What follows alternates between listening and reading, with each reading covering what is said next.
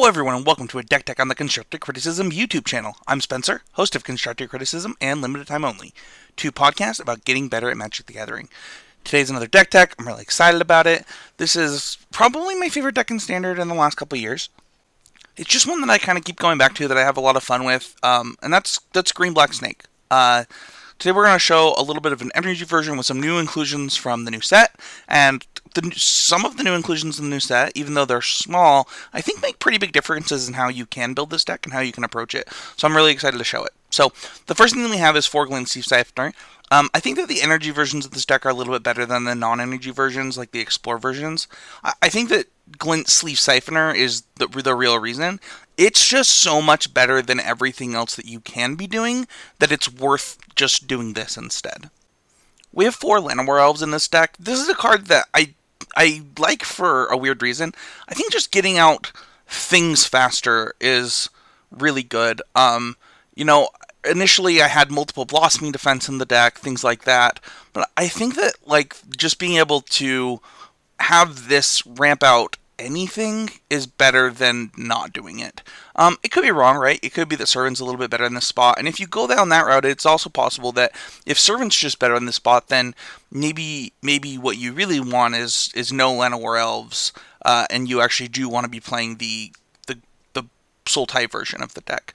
But I think that like an early Ravenous Chupacabra or an early Gearhulk or you know, leaving a blossoming defense early, or, you know, having enough mana sources that you can consistently have Vraska in your deck.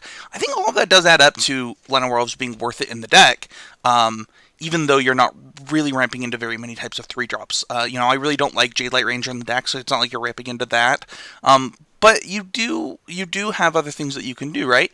You know, by playing more green 1-drops, it makes your other cards, you know, effectively 3-drops, and you know we'll talk about that when we get a little bit later in the deck list.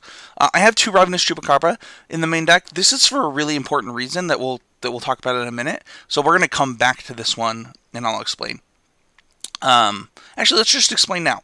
So there are 4 Adventurous Impulse in this deck. This is actually what I was talking about with Llanowar Elf 2.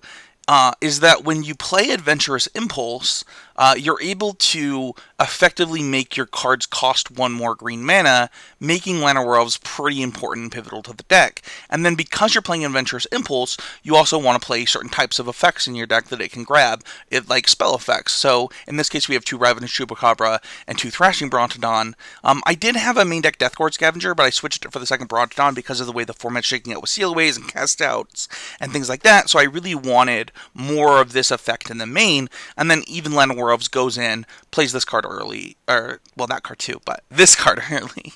I think that it all adds up to being a little more synergistic than you might expect, and really powerful. We do have 2 Rishkar in the deck. This is another one that you know, Adventurous Impulse is pretty happy to grab. Being able to grab that, go, you know, having extra copies of all your stuff, including Rishkar, which is one of your most powerful draws in the deck.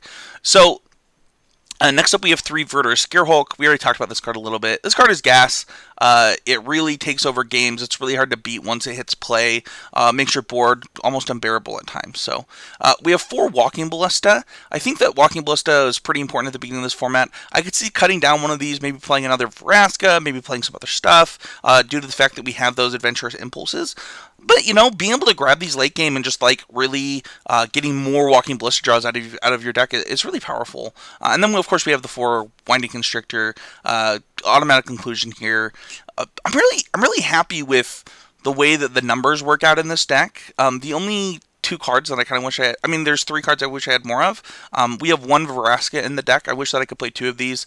It kind of just depends on the format. Vraska comes down and kills an enchantment or an artifact. Like, it fills a pretty important role in this metagame with so many diverse threats that you have to play around these blue-white control decks. You know, having, you know, more main deck answers to things for, you know, the green-white decks that are going to be playing, you know, enchantment removal plus big beefy creatures in the air.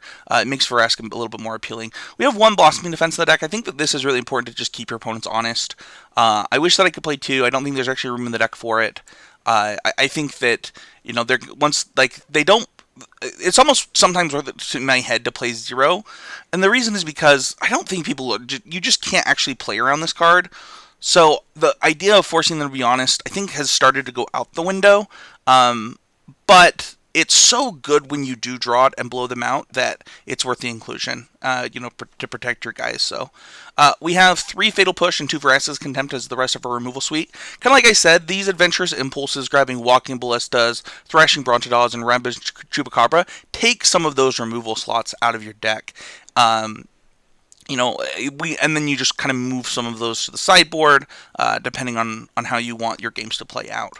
We have 4 Aether Hub, 4 Blooming Marsh, 7 Forest, 1 Hashep Oasis, 2 Ifnir Deadlands, 2 Swamp, and 4 Woodland Cemeteries, making up 24 lands. So we got in, I believe we have 12,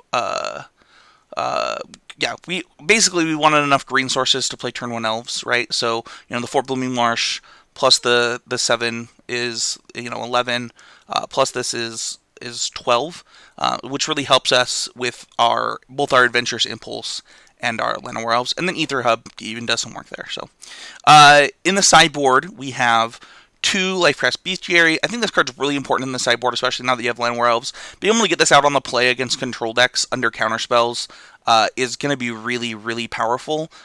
They have to have basically Syncopator Negate to stop it at this point.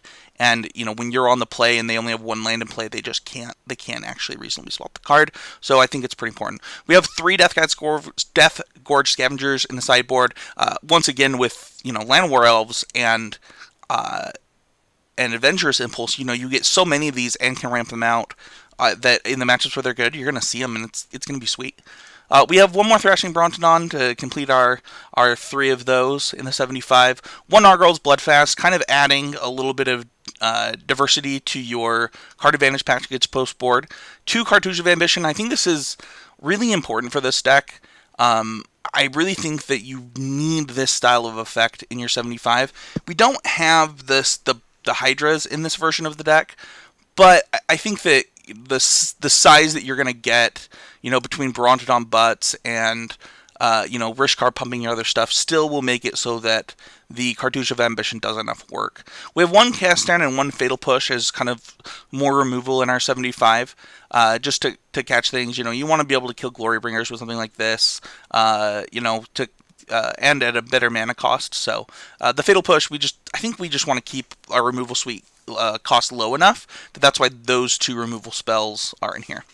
We have 4 Duress. I think this is important. I had less Duress and Heroic Intervention in the deck to try and beat some of the other styles of effects, but I think that because of the way that we've built our curve, I would rather just be able to double spell quickly with the Duress and just continue executing my game plan. So pretty happy with the 4 Duress here.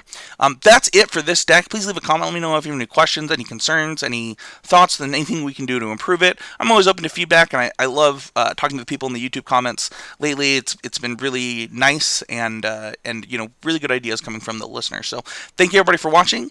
Don't forget to check out patreon.com/ccmtd, patreon.com/LTOMTG, and patreon.com He'sGameMedia for the 3 places where you can support the people that you want to support within this company and producing this content for you. So thank you everybody so much, and we'll see you guys all next week.